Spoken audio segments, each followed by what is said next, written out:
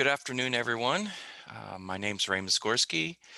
Um, I am with the Career and Professional Development Center, and this afternoon we are having a wonderful panel of professionals, both from the CPDC and from Appian. And our workshop slash panel session is titled Connecting and Networking with Professionals. So just to get started, um, if I can, there we go. Okay.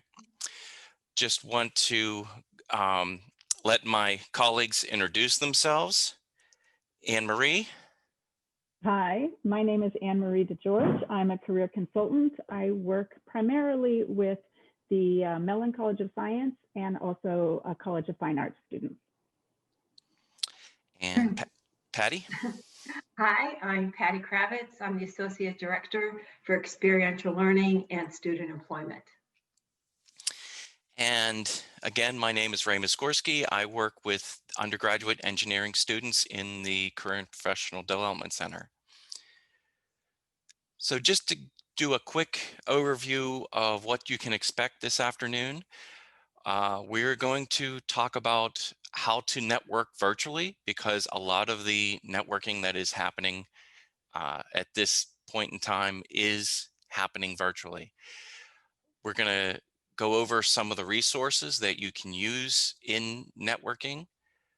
We're going to talk about how to prepare when you are getting ready for a networking situation. And we have two professionals from Appian that we will introduce in a little bit. We're going to get their perspective on networking and how valuable it is. And then at the end, we will take questions and answers. So I know you may have questions throughout, but if you can kind of hold those till after the last section, and then we can just have an open session and hopefully get all of your questions answered. So, okay. All right. So the big question is, who is in my network? Who can I talk to? Who do I know? And in reality, we all have a network. They're called our friends, our family, the friends of the family, extended family, you name it. Your friends within your classes, your faculty members, your teaching assistants, other students, as well as people that you know through different activities, clubs, extracurricular events. Doesn't have to be in the classroom. And a lot of people forget that you're going to be getting to know and meeting new people all the time. So if you move into a new neighborhood, maybe you move from one apartment to another one, you're going to meet your neighbors. Those are people that become part of your network. As you go through different internships and summer jobs, those coworkers are also part of your network. So there are a lot more people out there that you can connect with, get to know, rely on when you are doing internships or searching for internships or jobs, or just people that you can talk about the field. And then definitely, as you go through these networking events, you will meet these employers. And it's not just a one and done type of deal. You will be talking with them on an ongoing basis. You stay connected with them. Now, you won't be connecting with them every single day, but you periodically reach out to them. Or if you have something to tell them about yourself, you can connect with them throughout the year. In these different events that I mentioned are often made up of the different conferences. So a lot of institutions, a lot of industries have different types of conferences based on the type of work that they do. So that's one type of event. Information sessions that we hold or that the recruiters hold virtually or on campus. And then also tech talks, where employers will come in and talk about their business and what it takes to do those types of technical projects and the work that they do. Then also utilizing email to directly reach out to employers, recruiters, people that you've met at these networking events, a good follow-up resource. And then lastly, you can also network through Zoom meetings, a lot like this. So reaching out to connect with people that you've met along the way, definitely, like I said, email, Zoom, or you can actually, if you get their phone number, you can call them directly and just have a phone conversation. Okay. All right, so Ray has told you about people who you know and people who maybe you're going to meet through networking events or things that happen on campus. But what if none of those people are actually working at a place where you're interested in working, or you want to get maybe in touch with people who are in your specific field and you don't really know anybody in your specific field outside of your faculty, who I just can't say often enough, they are a great resource for you. And so be sure to reach out to your professors and ask them if they know people in companies that you're interested in working in. But beyond that, I want to share with you just 3 tools that we think are some of the best ways to get in touch with people who you don't yet know. But it gives you an in because you can find people who have things in common with you. So the first one, and you've probably heard us talk about this before if you've heard any presentations by the Career Center, because it's one of our favorite tools, and that is the LinkedIn alumni tool. LinkedIn is a tool now that most professionals are on, even if they're not terribly active on it. They have a profile, they have an account, and you as a student should set up an account as well if you don't yet have one. Once you have an account, you can use LinkedIn to search Carnegie Mellon University alumni, which is right now on LinkedIn about 95,000 people. So it's a huge network. And the best thing about it is that Carnegie Mellon alums love to help Carnegie Mellon students. In general, we find that alums are very open to hearing from students and are willing to talk to you, give you information, and sometimes share contacts or information about specific jobs. So I'm not going to demo that today. You might have seen it before, but here is the link. And if you have any questions, you're always welcome to make an appointment with your career consultants and we can walk you through it. Another great tool is the Handshake community. So on Handshake, there is actually a tab called Community. And this is a way to connect with both CMU students and students at other universities. And you can filter by whatever you want and find people who have things in common with you or find people who have worked at companies that you're interested in working at. And then you can connect with them and either have an email chat or set up a phone call or in some way exchange information with them. And then the third resource is called Career Shift. And I think this is pretty much the best database I've seen in terms of finding professionals in corporations throughout, certainly the United States, sometimes internationally.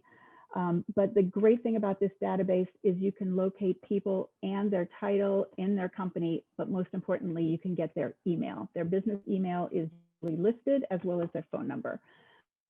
LinkedIn, you don't get that direct access. You have the person first, but on Career Shift, you have access to that email address, and it's often a great way to message somebody directly. Okay, next slide. We're going to connect with people. The best thing you can do ahead of time is prepared, right? And this first bullet seems so obvious, but I always like to suggest to students, be familiar with your own resume. You don't want to be asked a question by somebody that you're talking to for the first time and your mind goes blank because you can't remember really when you had a particular job or what details about your project are interesting. So always kind of refresh yourself with your own experiences so that you're conversant about them. So when someone asks you questions about something either they might see on your resume or your LinkedIn profile, or if it just comes up in conversation, they ask you a question about your background, you're familiar with your details, so it's easy for you to talk about it. Certainly in terms of your professional presentation, you want to make sure that your resume is polished if you're going to be handing it out. You want to make sure that your cover letter is professional. And again, you can always meet with your career consultant if you want some feedback on any of your documents. And when you're reaching out to somebody, especially for the first time, you want to use email, not text, and you want that email to be relatively formal in tone. You don't want to be too chatty or use too much jargon or casual language, because this is a professional outreach. When you're on camera, make sure that you are dressed somewhat, if not professionally, at least business casual. You don't have to be formal, but you do want to appear well put together if you're going to have a Zoom meeting or something on camera. And you want to make sure that you minimize distractions, both visually in your background and also in terms of noise or roommates, whatever. Always great idea to have questions ready. So if you are reaching out to someone to ask them about the company they work at, or to ask them about their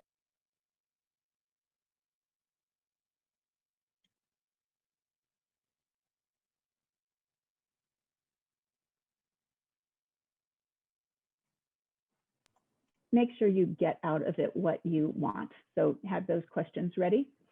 And then always be respectful of people's time. When you're networking with somebody, if they're open to having a conversation with you and you say it's going to be a 15-minute conversation, make sure that you're respectful of that and you do keep it to the time that you have requested.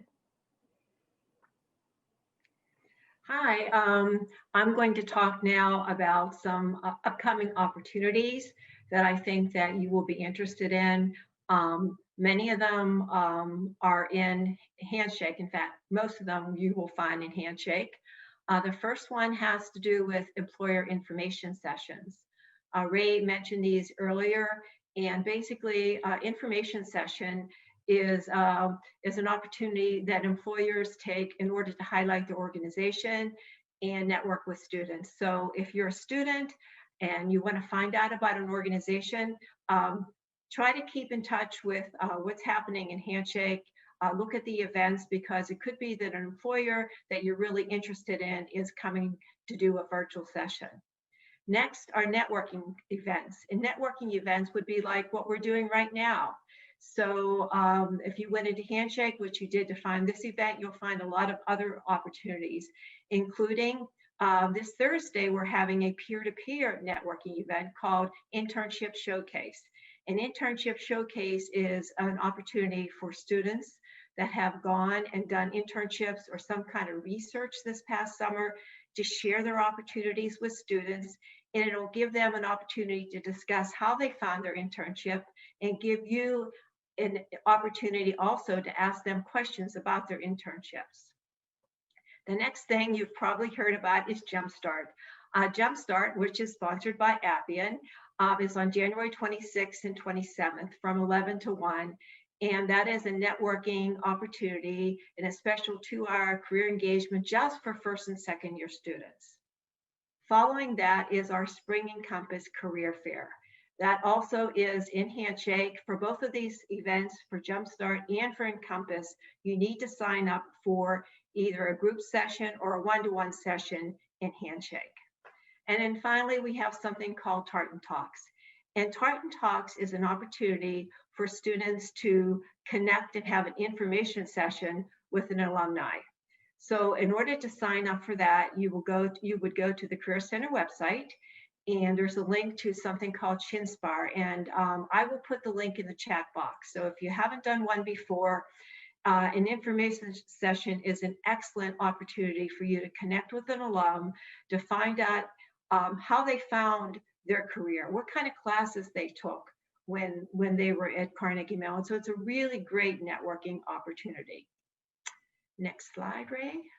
So today, I'm very, very happy to introduce our 2 staff members from Appian. We have Julia Davis. She is the Appian lead recruiter, and we have Eduardo Fuentes. He's a senior director of Appian Cloud.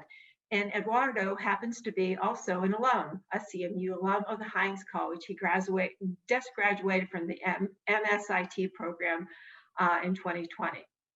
and they're going to talk to you from the employer perspective of what it means and how you should network. So welcome, Julia and Eduardo. Thank you so much, Patty. Let me see if I can't share my screen. All right.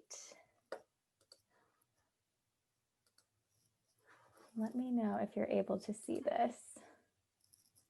All good? Okay, great.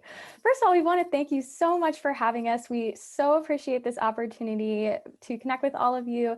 So thanks to CPDC, and we really hope to see you all and be able to have further conversations next week between Jumpstart and Encompass. But thank you again for your time. We're just thrilled to be here. Okay, so a quick snapshot of what we're going to talk about today. First, the concept of networking. What is it really? Then an effective framework for networking, some of the basics and best practices that we wanted to share with you, and also some networking success stories, bringing it into the real world. And then our favorite part, we would love to have questions, keep it interactive to wrap up the session. But just by way of some introduction, I'm Julia Davis. I lead university recruiting at Appian. I use she, her pronouns, and I actually found my way to Appian through networking. So long story short, about 5.5 years ago, the recruiting team was looking to hire, and they came across my profile on LinkedIn. And unknowingly, I actually had a connection who was on the team, and she was able to say, hey, I know her, and actually vouched for me before they even reached out about the opportunity. So I highly recommend LinkedIn if you don't have an active profile yet. This is a perfect time to make one. And I'm also joined today by my colleague, Eduardo Fuentes. If you want to go ahead and introduce yourself. Thank you, Julia. Hello, everyone. My name is Eduardo. I'm Senior Director of Cloud Software Engineering, and I've been part of the Appian family since 2010, and I love it. So just like Julia, I have a networking story to share today that brought me to Appian. I learned about Appian at a career fair, so I can't emphasize enough what Patty has said about the importance of attending to career fairs. And, the connections I made that day there allow me to see that my career goals align with Appian needs. So happy to be here to share some stories with you today. Wonderful, thanks. Okay, so first we want to demystify the concept of networking. When we think of networking as a blanket term, sometimes it can come with a connotation that might be intimidating or even a little bit overwhelming. Thinking about networking, what images come to mind? Maybe we think of professionals exchanging business cards. Maybe we think of working your way through a room full of name tag strangers, among other things that could potentially sound like an intimidating experience far, far away in the future. But today we really just want to shake off all the fluff and discomfort that comes with the term networking and really see it for what it is. Networking is connecting with people about a mutual interest. It's that simple. And you're already doing it all the time. You just may not think of it that way yet. So Eduardo and I put together a framework, and we really wanted to break down the concept of networking into a couple of best practices to share with you. And when we came together, we really agreed that networking starts with self-reflection, knowing your why. So really taking the time to introspect on what it is that matters to you. And some of you may have heard of or even read the book by Stephen Covey, which is called the 7 Habits of Highly Effective People. And I wanted to borrow a concept from that. He recommends crafting a personal mission statement. And this can be really helpful to articulate your purpose and really emphasize what's important to you. So how do we do that? Think about a couple of things: the value that you create, who you're creating it for, and the outcome that people can expect from your work. And really, what that boils down to is what kind of impact you want to have on an organization, on an environment, on your community, on a team, and what skills you bring with you that you can come to the table with, and how these skills intersect with your passions and your goals. So all of that might sound like a big lift, a huge meditation session, but really it is so important to be able to understand your why and then also hold yourself accountable to those values when you come to a networking opportunity. And the next step is really identifying spaces where you can connect with people and you're likely to meet other people that have a mutual interest or shared goals, some commonality. And these opportunities can be formal or even informal. So some obvious examples of formal would be career fairs coming up next week, also networking events that you find on Handshake. So those stated opportunities to be able to make connections. But there's also informal spaces where you can practice networking. For example, volunteer work, membership organizations, clubs, groups that you might be a part of, even professor or TA office hours. Really what that comes down to is that there is a shared interest, right? And so you can build off of that. And networking definitely goes both ways. So you can also find opportunities to help people in your network and to be that helper when people are in need of your support. So it goes both ways, definitely. But going from there, Eduardo is going to talk a little bit about how to actually engage, starting with plan and prepare. Thank you, Julia. All right, so now that you have found your why and your opportunities to connect to people who can make a difference in your life, trust me, it is time to prepare for that interaction. With your why in mind, do some planning to make most of the time. Let's use that career fair example, right? We recommend you can look at CPDC resources to find out which companies align with your passion. Look at the roles they have, take a look at the company, go to their career site and get an overview of what they are about as a company. We want you to tell you that we want to give more importance to the employers that most interest you. That's our advice. Give more importance to the employers that most interest you, and plan, but don't overplan. If you overplan, you're gonna be distracted from being present. And remember, networking is about the human interaction. It's not about robotic reverberation or something like that. It's about human interaction. Now, when the day to connect arrives, make the most of your time and have fun. It's just human interaction. It's a conversation. It's just maybe there's no coffee in there, but still it's a conversation. So making the most of your time means that having fun, but also being present. We want you to focus on the human interaction and your personal mission, as Julia mentioned, and try not to let distractions get on the way of the moment. If you want to be successful at these networking events, you have to bring your authentic self. Yes, you want to bring your best self, but remain authentic. And do not forget to bring a clear and concise message. And I'll tell you why. Something along the lines of giving your name, your major, your graduation date, your goal, and how that goal aligns with the person's background, because you're talking to the other person for a reason. So stay upfront why you're talking to that person. And that will be more than enough. Mix that with a cup of energy and a big tablespoon of passion, and voila, you'll get what you want. Trust me. And the reason why I'm telling you have to keep your message concise is because, believe it or not, the human mind has an attention span of approximately 30 seconds. So after 30 seconds, the listener is just thinking about something else. So make the best out of those 30 seconds. So I'll give you an extended version of that recipe today and see if I can make it in 30 seconds so that you don't forget about this recipe. The first thing that I want you to do is get an objective. Set that objective that Julia said. Why do I want to talk to people in that event? Simplify that objective to just one sentence. Write down what you want to get out of that. Now, when the time comes to talk to these people, communicate that objective, right? But connect it to the interest or the background of the other person, right? Use a hook to get their attention. Find a common ground. If I find something in common with you, you get my attention immediately. If not, maybe not gonna work. Throughout the conversation, keep the listener involved in your conversation. Remember, 30 seconds, you lose them. I also want to give you some advice. While you're talking, create a mental picture for the listener as you speak. Sometimes we get very nervous in these interactions and we just keep talking and the interviewer is just more overwhelmed and confused, right? Help them picture what you're telling them.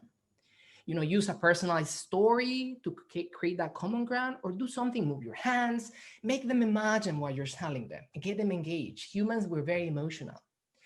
And of course, come up with a plan, right? Do not memorize, but come with a plan. And I'll give you another hint. You can read as many books as you want, but I'll tell you what your best tools are. Your voice and your gestures are your second best tool, just after the message itself. So keep that in mind. You want to emphasize something? Make it clear that you're emphasizing on that something. If you want attention, pause for a moment and get the attention of the listener. And end with power and energy in your message. Reiterate your objective.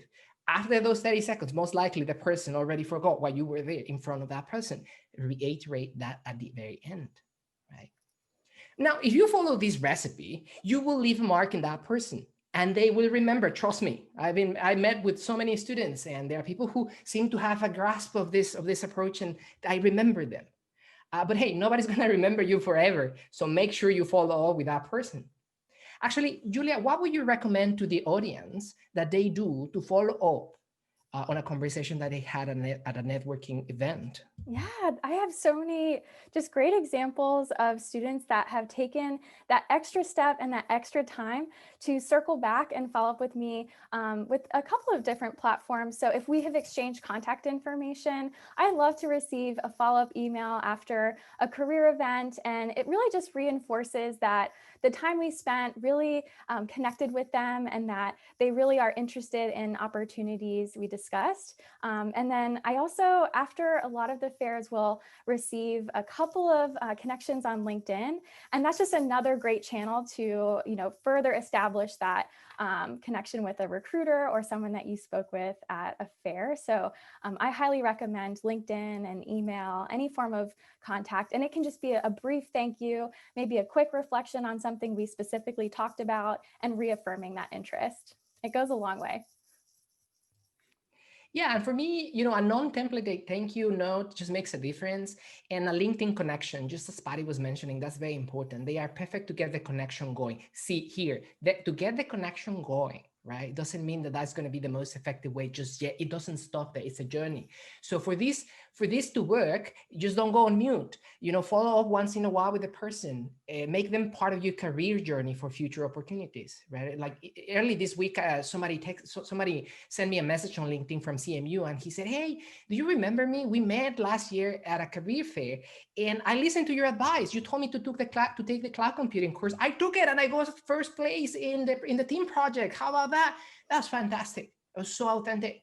So it made me feel that he remembered our conversation. Then he made me feel important because he listened to my advice, and he didn't just listen to my advice, he even nailed it in that course. So of course, now we're in LinkedIn talking about future opportunities with my team. So it's just that's how it works. And I think, Julia, you might have more other stories to share with the audience, like samples. Yeah, there is an example that just came to mind. Even last week, I was speaking with a student that had previously interviewed with Appian and ultimately decided to go with a different company. But we just really had an authentic connection, and we were able to exchange contact information and stay in touch. And just last week, she had reached out to me with career questions, looking for some objective advice. And we had, a 30-minute touch point. Not only was I able to get an update on what was going on in her life, but she also was able to keep in touch with Appian and asked, how things are going with recruiting. And it really has become a true friendship. And that all happened just through a career fair process. I met the student at a networking event. So that's another example of just continuing to maintain that network and being authentic. Thank you, Julia. Actually, how about after we have heard these stories, we're going to open up the room for questions and answers. But I would like to take 30 more seconds because we have enough time for a little bit of a role play here. Let's just do something different in this case. How about, Julia, you and I simulate that we are meeting at a career fair and I'm here giving you my 30-second speech. How about that? So that for the audience to get some kind of example. Sure, absolutely. So am I the employer in this scenario? Yes. Okay, Yes. let's go. And I'm the student, okay? Okay. Excellent. Great. Hello, Julia. My name is Eduardo. I'm a computer science student ready to graduate in May this year. You know what? I'm passionate about software development with cloud technologies, and I read that Appian has a cloud offering to develop low-code intelligent automation software. And you know what? I found that interesting because that is the focus I have given to my major. I have taken so many cloud courses, and I even participated in hackathons. And you won't believe this, but in the hackathons, the theme has been solutions to automation problems using cloud technology. So, and I even won first place. So that's why I was like, maybe Appian would have some interesting stories to share with me today. What's the best way to connect? I'm graduating in May, so I'm looking for opportunities. What do you Yes, think? absolutely. Thank you so much for stopping by and sharing a little bit about yourself. And certainly, I'd love to connect with you after the event on LinkedIn. But really, I'd like to talk a little bit more about some of those experiences. And it would be great to hear of all the things you've accomplished in your time at CMU. What are you most proud of? So. Yeah, probably the thing that makes me the most proud of is the opportunities that I have at Carnegie Mellon to learn how to solve problems. And at Carnegie Mellon, it's all about solving problems in an intelligent way. That's why when I heard intelligent automation, I said, what is that? And I found a lot of connection between that term and what we learn at Carnegie Mellon in our courses. So that's why I'm interested in the positions. Yeah, well, I so appreciate you doing a little bit of research on Appian. That gives us a great jumping off point. In fact, if you would like to exchange email, what can happen next is if you go ahead and apply to our cloud software engineer role, I can follow up with you afterwards and make sure that we stay in touch throughout the process. But really appreciate you hearing a little bit more about you. Excellent. Yeah, thank you so much, Julia. We'll stay in Nice touch. to meet you. And there you go. Yeah, there you go. Wonderful. In fact, I pulled a couple of just quick stories, personal anecdotes from some of the Appian employees. So I just put some feelers out, asked them, in your experience, how has networking impacted you, or do you have a personal story to share? And I was amazed at the response. There were so many great stories that brought people to Appian, but a couple of them that I thought would really stand out. One of our recent grads, Noah, graduated last year. Before graduating, had heard about the field of sales engineering and decided to do a little bit more research. And Noah was familiar with a blogging website called Medium. Well, Appian happens to have a presence on Medium, and we have some really passionate employees who like to write about their experience. And he was able to read an article, connect with the author. They had a great dialogue, and the Appian employee, who was the author of the article, offered to look over his resume. And here he is. He's in his first year as a sales engineer at Appian. So I thought that was just such a great story and a different way of finding a way to get in touch with an employer. And then also the last one was from Becca. So Becca was browsing LinkedIn right around this time last year, right before the pandemic hit, and came across a post from an Appian recruiter with the hashtag still hiring. And Becca was able to connect with that recruiter, ultimately went through the interview process and had such a great experience meeting with the team and felt a really personal connection with the hiring manager. At the time, through that process, they decided to go with someone else, but Becca really valued that connection and stayed in touch with the hiring manager anyway and was able to continue that dialogue. So when they had another opening come up, the team actually reached out to Becca, and now Becca's been in the role at Appian for just about a year. So that's another anecdote. Wanted to share those takeaways from real employees. A couple of things that they both did. They knew what they were interested in. They knew their why. They did their research and prepared and brought their authentic selves to that human connection. And they followed up. So those are just some great stories about networking I wanted to share. But we're happy to take questions. We'd love to hear from you. What's on your mind?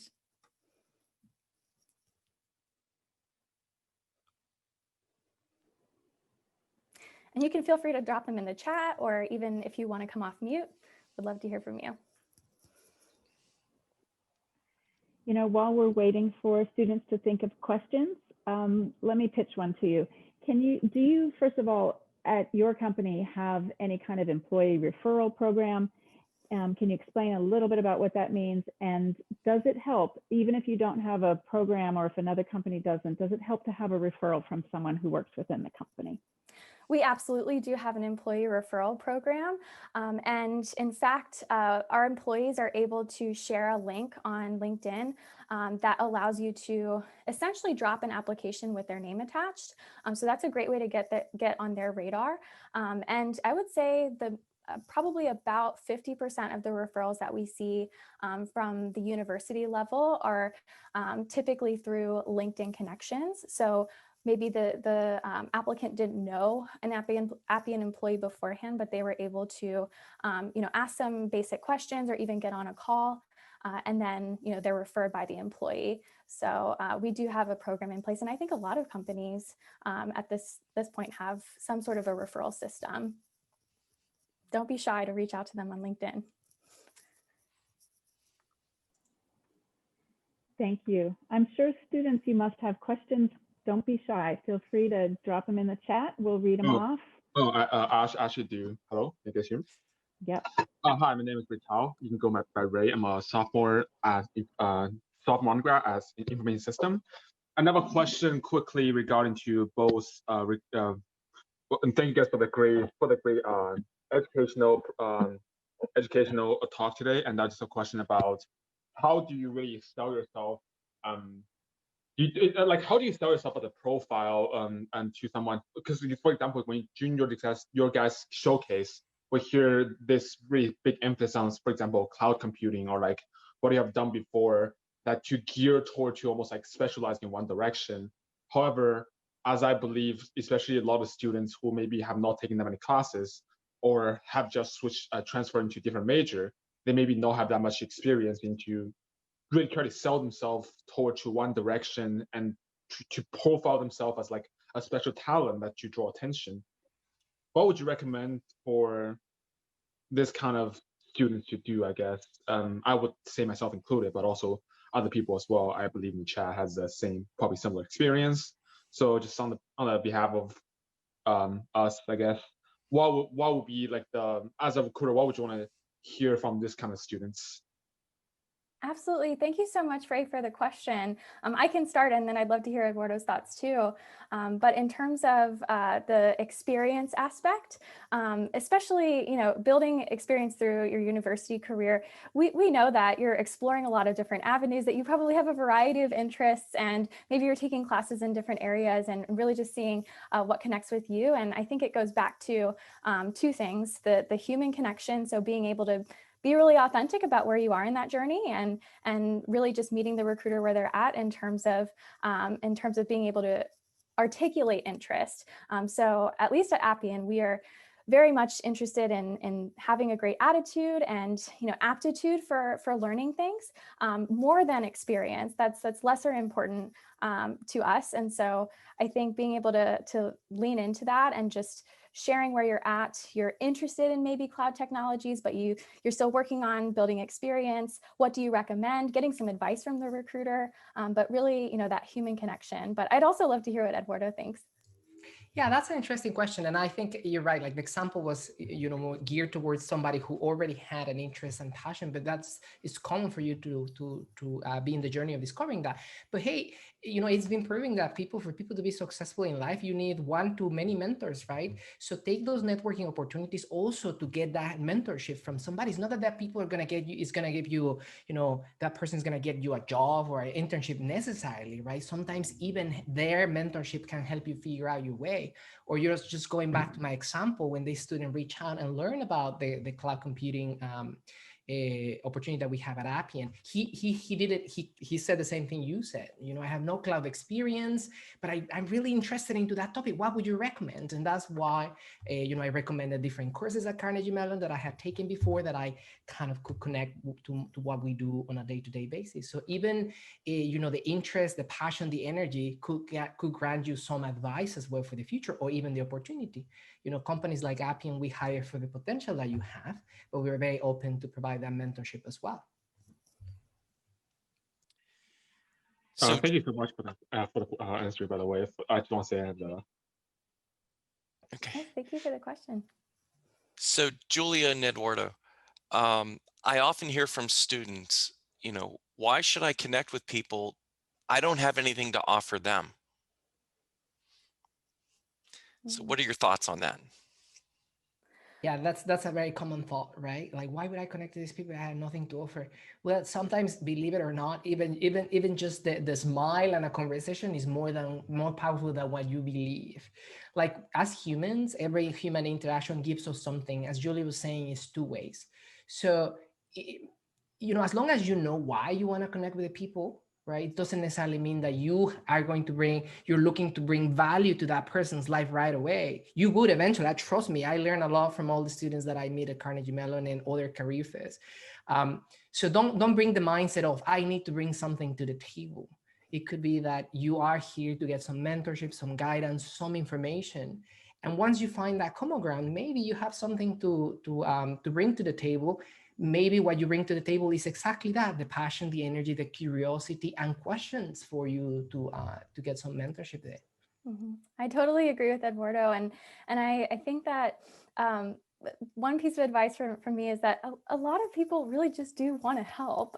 They're looking for a great opportunity to pay it forward. Maybe someone has helped them before and they want to assume that role, right? So don't be intimidated about what you have to offer in terms of skills or what they're looking for. Really just that connection can go a long way for people who are passionate about what they do, and they want to be able to share that with others, and they want to give you that exposure to their industry or their field. So don't hesitate if you're worried about that aspect. People do want to help. Julia and Eduardo, I have a question that I think is probably on the mind of a lot of the students that are listening to this. What tips do you have for them to prepare for the upcoming Jumpstart and Encompass interviews? For example, are there certain things that how they should prepare for a group conversation as opposed to a one-on-one conversation? That's a great question. First, I'll go back to your slide about Handshake, which is such a great resource for the research aspect, being able to just peruse the companies that are planning to attend and high level what their value proposition is, their mission statement, their place in the market, just high level, pie in the sky, understanding that, and then knowing how the open opportunities on Handshake might align with your interests. So the research piece and the planning a lot of that can happen on that platform. And I think your question about approaching a group conversation or approaching individually, there are definitely different strategies there. I like to see in a group conversation that students are courteous of others too, and being able to come prepared with their questions, but also allowing other people to ask their questions and making it more of a group dialogue. And then maybe you can follow up after that group conversation and ask more specific pointed questions. But I do like to see that they are sharing the floor with their peers, and that generosity of spirit is important to companies like Appian. Anything you'd add? Yeah, and I think I like that. I like what Julia said, and then coming prepared with your objective and your research is going to come handy, especially these days when the career fairs become virtual. It's just like some of the times what we get to see is text at the beginning, so you have to make sure your text is powerful enough to convey your ideas. And if it's just going to be a conversation, a discovery exercise, let's make it a discovery exercise. But at some point I have to be very honest with you, and in certain career fairs at different schools, I have seen that these days with the virtual world, sometimes it sounds like I'm talking to a bot.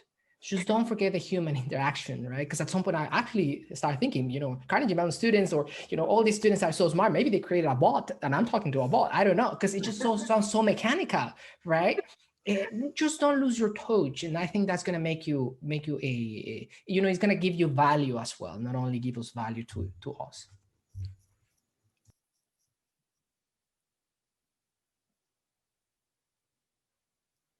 I had a question. I was wondering, like, when you're interested in a company and thinking of applying, I guess my first question would be, how likely is it that the company will consider you if you haven't done networking with them before? But then also, like, when you look on LinkedIn, how do you know which people to kind of try to connect with? Like, is it more important to connect with a recruiter or someone that's actually like doing work in like the field that you're interested in? And so just kind of like how to navigate that sort of thing.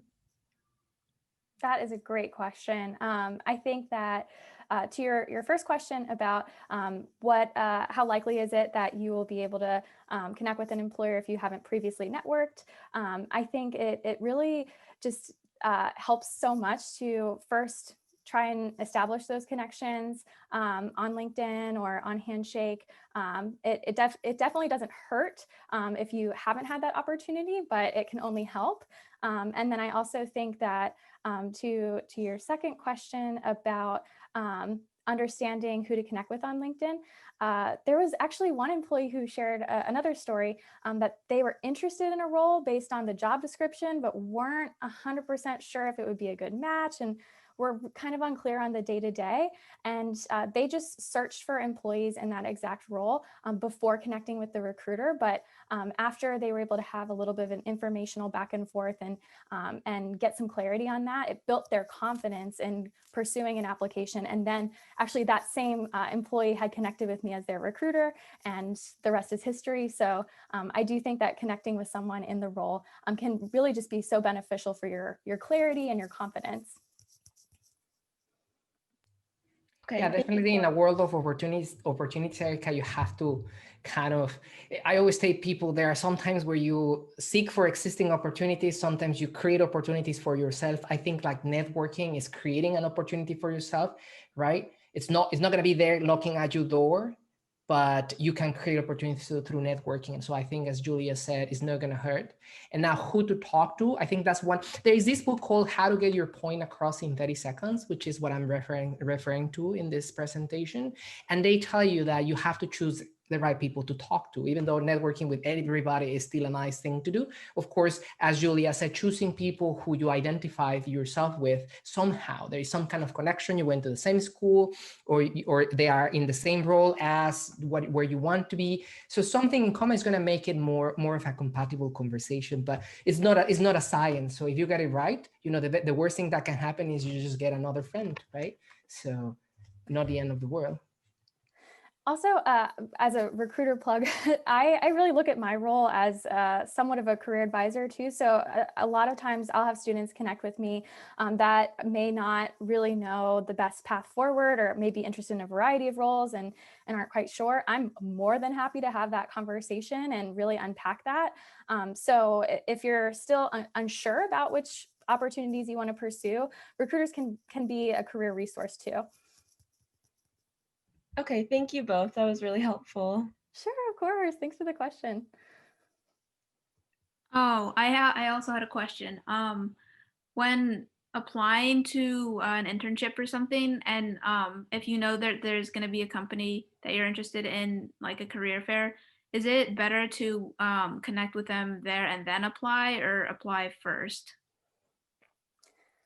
In my opinion, the order of operations isn't so important from the recruiter's perspective. It's maybe more so important from your perspective as you're gathering information. So it can be helpful if you're unsure which internship program or which internship role you want to apply to. Having a conversation at a career fair or networking event can only inform your process and your decision making.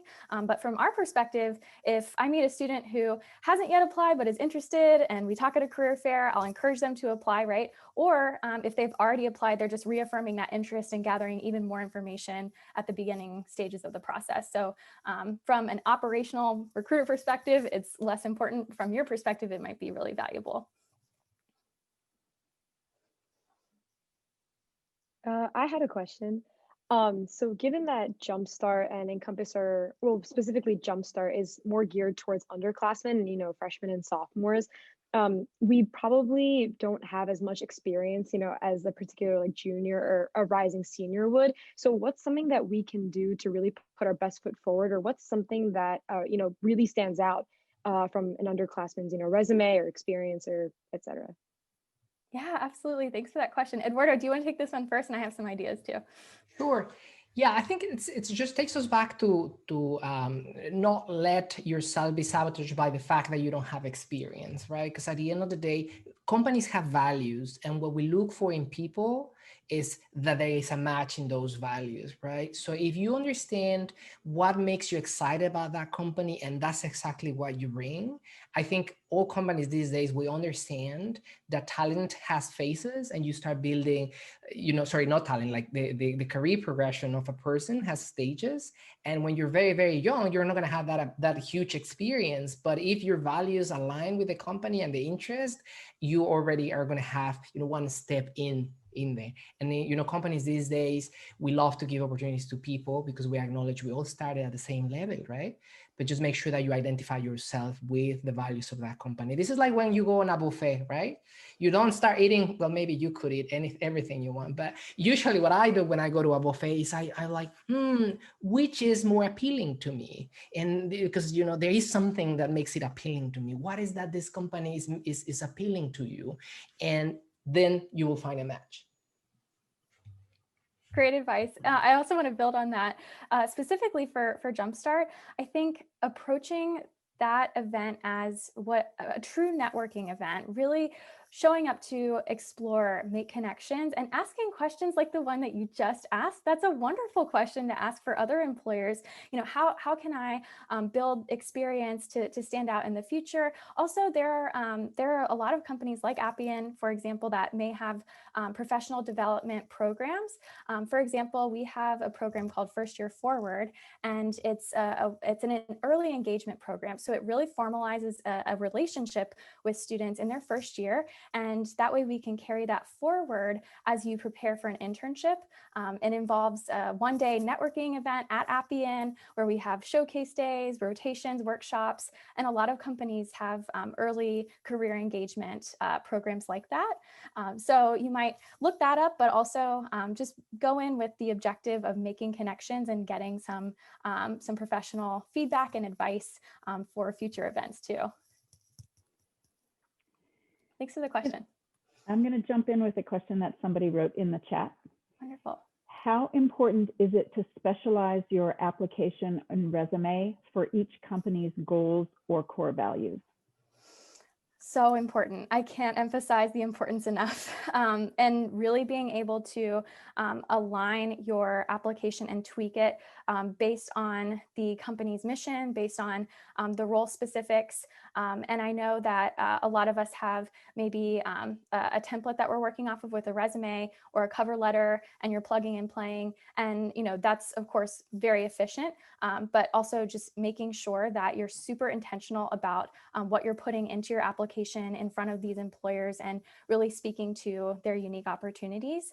And another, I guess, piece of resume advice, there's a really good strategy of having a master resume where you have basically everything in the kitchen sink, everything that you would put on a resume, and then being able to, take sections and apply them to different types of roles, but having that master list. So if you get nervous about, deleting something or removing something from your resume, you still have it in the master, but you can just, plug and play with some of those sections depending on the role, but then also continuing to specify and craft your resume and cover letter to be specific to the company and double checking that before you submit it.